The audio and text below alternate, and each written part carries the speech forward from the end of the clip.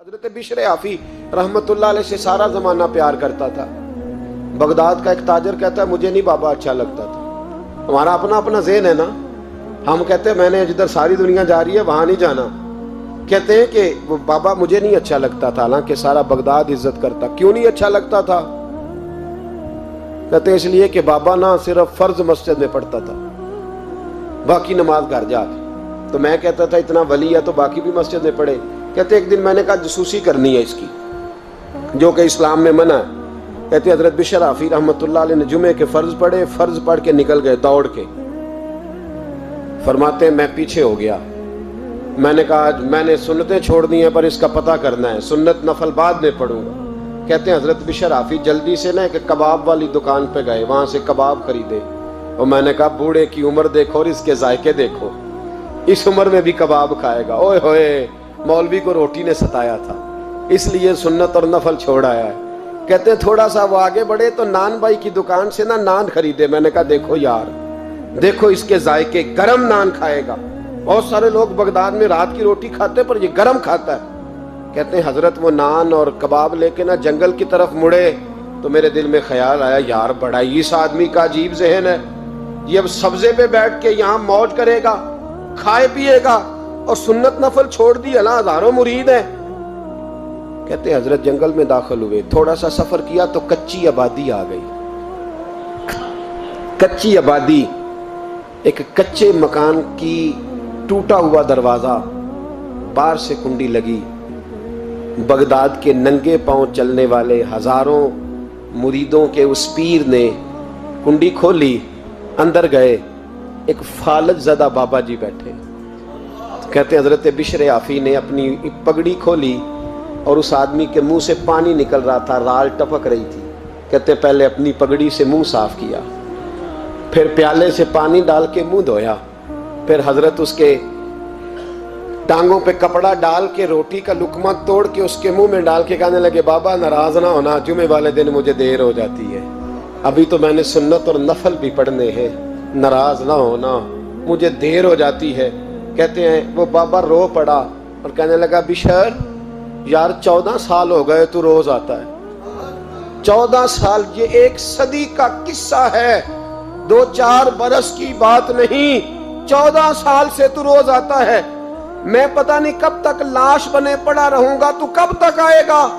حضرت بشر آفی نے بابے کے آنسو پوچھ کے کہا بابا فکر نہ کر، آج کے بعد یہ جملہ نہ کہنا کہ تو میرے لیے بوجھ ہے۔ فرمایا لوگ سمجھتے ہیں کہ میں نے عبادت کر کے مقام پایا ہے، لوگ سمجھتے ہیں میں نوافل زیادہ پڑھتا ہوں، دنیا جانتی ہے کہ میری رات کی تسبیح زیادہ مضبوط ہے، اور میں ان میں سے کوئی بات بھی نہیں، میں تو تیری نوکری کرتا ہوں تو اللہ نے میری عزتوں میں اضافہ فرما دیا ہے۔ سوچ ہی صاف نہیں، نظریہ ہی ٹھیک نہیں، فکر ہی ٹھیک نہیں۔ اسلام نظریے کا مذہب ہے، سوچ کا۔ مسند امام احمد بن حنبل کی حدیث سنی، حضرت انس بن مالک فرماتے ہیں جب انسان نے روزہ رکھا ہوتا ہے نا تو روح ویسے ہی پاک ہوتی ہے اس کی۔ میں نے یہ سوچا کہ کچھ باتیں ایسی کی جائیں جس سے تھوڑی سی سوچیں بھی تبدیل ہو، کچھ سوچوں کا وضو، سوچوں کا غسل، افکار و نظریات کی بھی بات ہو۔ ہم سمجھتے ہیں کہ شاید کثرت عبادت اصل ہے۔ اقبال کہتے ہیں یہ ذکر نیم شبی، یہ مراقبے، یہ سرور، تیری خودی کے اگر نگہباں نہیں تو پھر کچھ بھی نہیں، تیری خودی کے اگر، اور پھر عام چیز نہیں کہا یہ ذکر نیم شبی، سویرے سحری کا ذکر، یہ مراقبہ، یہ جو تو گھنٹوں اللہ کی یاد میں بیٹھا رہتا، یہ سرور، کہتے بے کیف عبادت نہیں، سرور والی، یہ ذکر نیم شبی، یہ مراقبے، یہ سرور، تیری خودی کے اگر نگہباں نہیں، اگر تیرے نظریے کو نہیں بدل سکے، تیری سوچ نہیں بدل سکے، تیرا ایمان مضبوط نہیں کر سکے، تیری خودی کے اگر نگہباں نہیں تو پھر کچھ بھی نہیں۔ اور خرد نے کہہ بھی دیا لا الہ الا اللہ تو کیا حاصل، دل و نگاہ، دل و نگاہ، دل و نگاہ اگر مسلمان نہیں تو پھر کچھ بھی نہیں، دل و نگاہ۔ اقبال کہتے ہیں ایک دل کا کلمہ پڑھ، دوسرا نظر کا کلمہ پڑھ، ان پہ پابندی لگا۔ دل و نگاہ اگر مسلمان نہیں تو پھر تو کچھ بھی نہیں، کچھ بھی نہیں۔ حضرت انس بن مالک کہتے ہیں میں حضور کے پاس بیٹھا تھا، حضرت عبداللہ ابن عمر بھی بیٹھے تھے، کوئی بات ہو رہی تھی، ایک حجرے میں بیٹھے تھے، دروازے پہ دستک ہوئی۔ مسند امام احمد میں حدیث ہے نبی پاک علیہ السلام نے فرمایا انس دروازہ کھولو، دروازے پہ وہ بندہ ہے جس کو اللہ بغیر حساب کتاب جنت عطا فرمائے گا، وہ بندہ ہے دروازے پہ۔ حضرت انس بن مالک کہتے ہیں میں نے دروازہ کھولا تو بندہ دیکھا، غریب سا ایک انصاری صحابی، اور بندہ بڑا سادہ، وضو تازہ کر کے آیا ہے تو پانی کے قطرے داڑھی سے بہہ رہے ہیں، اور چمڑے کے جوتے اس نے لپیٹ کے نہ تو بغل میں چھپائے ہوئے، آ کے اتحیات کی حالت میں بیٹھا، حضور سے دو چار باتیں کی، چلا گیا۔ ہم اس کا رنگ دیکھتے رہے اور مصطفیٰ کا کرم دیکھتے رہے۔ اس کو حضور نے جنتی کہا ہے۔ کہتے ہیں اگلے دن اسی ٹائم اسی وقت ہم حضور کے پاس بیٹھے تھے، پھر دروازے پہ دستک ہوئی، حضور نے فرمایا دروازہ کھولو، دروازے پہ وہ بندہ ہے جسے اللہ بغیر حساب کتاب جنت عطا فرمائے گا، بغیر حساب۔ کہتے ہیں دروازہ کھولا، اور جیسے ہی میری نظر پڑی، بندہ بھی وہی ہے جو کل آیا تھا، اور انداز بھی وہی ہے جو کل تھا، اسی طرح پانی کے قطرے، اسی طرح جوتے بغل میں، السلام علیکم، کل حضور فلاں بات کی تفصیل پوچھنی مجھ سے رہ گئی تھی، غلطی ہوگی، دوبارہ آیا ہوں۔ اس نے اپنی گفتگو کی، چند جملوں میں بات سمیٹی، چلا گیا۔ فرماتے ہیں اتفاق کی بات کہ دن تیسرا، بندے بھی ہم دونوں، میں اور عبداللہ ابن عمر، حضرت انس بن مالک کہتے ہیں دونوں بیٹھے تھے، سیم ٹائم سیم ڈے۔ پھر دستک ہوئی، حضور نے فرمایا دروازہ کھولو، اور مسکرا کے فرمایا دروازے پہ وہ بندہ ہے جسے اللہ بغیر حساب کتاب جنت عطا فرمائے گا۔ کہتے ہیں کھل اٹھے ہمارے چہرے، باہر گئے، دستک ہوئی تھی، دروازہ کھولا۔ فرماتے ہیں مجھے یقین تھا وہی ہوگا جو 2 دن پہلے آیا تھا، اور میرے یقین کے مطابق ہی کام ہوا، وہی بندہ تھا جو کل بھی تھا، جو پرسوں بھی تھا، حالت اور کیفیت اور انداز بھی وہی تھا۔ پانی کے قطرے بہہ رہے ہیں، اور اس شخص نے جوتے بغل میں دبائے ہوئے خدمت میں حاضر ہوا، بیٹھ گیا، بات چیت کی، چلا گیا۔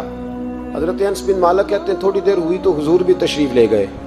حضرت عبداللہ ابن عمر مجھے کہنے لگے یار ویسے کتنے اس کے نصیب ہیں، کتنے نصیب ہیں، کوئی آیا لے کے چلا گیا، کوئی آیا لے کے چلا گیا، کوئی عمر بھر بھی نہ پا سکا، میرے مولا تجھ سے گلہ نہیں، یہ تو اپنا اپنا نصیب ہے، یہ تو اپنا اپنا، اور نہ کسی کے حال پہ طنز کر، نہ کسی کے غم کا مذاق اڑا، وہ جسے چاہیں جیسے نواز دیں، یہ مزاج لطف رسول ہے صلی اللہ تعالی علیہ وسلم۔ کہتے ہیں ہم لوگ گفتگو کرنے لگے، عبداللہ ابن عمر مجھ سے کہنے لگے یار ویسے پتہ کرنا چاہیے یہ کون سا عمل کرتا ہے، پتہ کرنا، جیسے ہم نہیں پتہ کرتے کہ یہ بندہ بڑا چمک گیا، پتہ کرو کون سا کاروبار کرتا ہے، ذرا اس کی جاسوسی تو کرو۔ اور بندے بھی بڑے سمجھدار ہیں، وہ سائیڈ بزنس نہیں بتاتے، وہ کہتے ہیں وہ جو میرا علیحدہ ہے وہ نہیں بتانا، کہیں یہ نہ شروع کر لے۔ حالانکہ انسان کے پاس جو خوبی، جو اللہ نے اسے دولت دینی ہوتی ہے، وہ اپنا اپنا نصیب ہوتا ہے، وہ گھر میں بیٹھے بھی اللہ عطا کر دیتا۔ وہ کہتے ہیں کہ پتہ کرو کیا عمل کرتا ہے، تو حضرت عبداللہ ابن عمر کہتے ہیں میں اس کے پیچھے ہو گیا، اس سے سلام لی، تو میں نے کہا مجھے 2-3 دن کے لیے مہمان بنا لو گے، مان نہ مان میں تیرا مہمان، 2-3 دن کے لیے مہمان بنا لو گے؟ تو کہتے ہیں مجھ سے کہنے لگا کوئی گھر میں جھگڑا ہو گیا، کیونکہ پڑوس میں تو تمہارا، قریب ہی تو تمہارا گھر ہے، میرے مہمان بننے کو جھگڑا ہے؟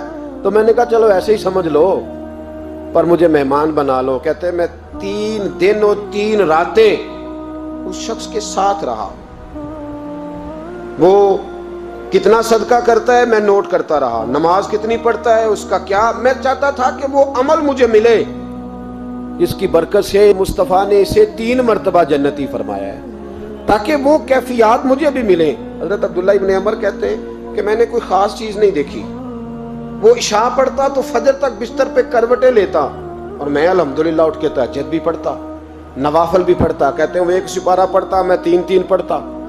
فرماتے اس نے 3 دنوں میں کھجور بھی صدقہ نہیں دی، کہ کھجور بھی، اور میں نے بڑے بڑے غریبوں کی مدد کی۔ میں کہنے لگا کہ عمل تو میرا زیادہ ہے اس سے، پھر خوبی کیا ہے؟ خاص توجہ کرنا، اسلام اور دین کا جو فکری اساس، جو فکری اساس ہمیں صحابہ نے دی۔ حضرت عبداللہ ابن عمر کہتے ہیں میں نے تیسرے دن اسے کہا بھائی اللہ تیرا بھلا کرے، تو نے بڑی خدمت کی، میں نے جانا ہے میرا کوئی جھگڑا نہیں ہوا تھا، میں تو بس تیرا عمل دیکھنے آیا تھا کہ تو عمل کیا کرتا ہے۔ تو وہ صحابی کہتے ہیں مجھے کہنے لگے یار تو میرا عمل دیکھنے آیا تھا، مجھے بتا تو صحیح کیا نے، اور کیوں دیکھنے آیا میرا عمل، تجھے کیا ضرورت پڑی میری جاسوسی کی؟ تو کہتے ہیں مجھ سے جب اس نے سوال کیا تو میں نے اس کو کہا بھائی تو 3 دن آیا نا ہم بیٹھے ہوئے تھے؟ کہا ہاں میں آتا رہا ہوں۔ کہا 3 دن نبی پاک نے فرمایا اللہ تجھے بغیر حساب کتاب جنت عطا فرمائے گا۔ تو میں چاہتا تھا کہ میں ذرا جاسوسی کروں، ذرا دیکھوں، کھوج لگاؤں کون سا ایسا عمل ہے، آپ بھی ذرا دھیان دیجئے گا، کون سا ایسا عمل ہے، حالانکہ تو عشاء پڑھتا ہے اور اٹھ کے فجر پڑھتا ہے، میں تہجد بھی پڑھتا ہوں، تیرا سپارہ 1 ہے میرے 3 ہے، کون سا ایسا عمل ہے جس کے سبب تجھے جنت ملے گی؟ کہتے ہیں وہ صحابی کہنے لگے یار کوئی ایسا عمل نہیں، کوئی شے نہیں، میں اس قابل ہی نہیں، من نانم کے من دانم، جو میں ہوں مجھے پتا ہے۔ کہا پھر کوئی بات تو ہوگی، تیری مہربانی بتا دے، میں نے 3 دن 3 راتیں محنت کی ہیں، بتا دے۔ کہتے وہ کہنے لگے اگر تجھے بتاؤں نا تو پھر سن، میں جب رات کو سوتا ہوں تو اپنے دل پہ نظر ڈالتا ہوں، اور سویرے جب اٹھتا ہوں تو پھر اپنے دل پہ نظر ڈالتا ہوں، موبائل پہ نہیں، کنجی پہ نہیں کہ چابیاں کدھر ہیں، بٹوے پہ نہیں، میں رات کو سوتے ہوئے بھی اپنے دل پہ نظر ڈالتا ہوں، سویرے اٹھتے ہوئے بھی میں سب سے پہلے اپنے دل پہ نظر ڈالتا ہوں۔ فرماتے ہیں الحمدللہ میرے دل میں کسی کا حسد نہیں ہے، کسی کے بارے میں کوئی کینہ نہیں ہے، کوئی کسی کے بارے میں میل نہیں، میں اللہ کے ہر بندے کے بارے میں سوچ، نظریہ، فکر اچھی رکھتا ہوں۔ اور فرمایا میں تیرے بارے میں بھی عبداللہ یہی سوچتا ہوں کہ تو مجھ سے زیادہ نیک ہے۔ الحمدللہ اس وقت بھی میرا ذہن یہ ہے کہ انس بن مالک مجھ سے زیادہ پرہیزگار ہے، اس وقت بھی میری سوچ یہ ہے کہ محبوب کے سب صحابہ میں سب سے کمزور میں ہی ہوں۔ نابد عبداللہ ابن عمر کہتے ہیں میں نے اس کا ہاتھ چوما، میں نے کہا سمجھ آ گئی ہے، تیرا نظریہ، تیری سوچ پکی اور سچی مسلمان ہے، تو دل اور روح کا مسلمان ہے، تو نظر اور روح کا مسلمان ہے۔ یہ سبب ہے کہ اللہ کے رسول نے زمین پر چلتے ہوئے بھی تجھے 3 دفعہ جنت کی بشارت عطا فرما دی۔ امید ہے دوستوں آپ سب لوگ خیریت سے ہوں گے۔ کائنڈلی میرے چینل کو سبسکرائب اور بیل آئکن کو آن کر دیں تاکہ مزید ایسی معلومات اور ویڈیو آپ تک پہنچ سکیں۔ لائک اور کمنٹ بھی لازمی کر دیں۔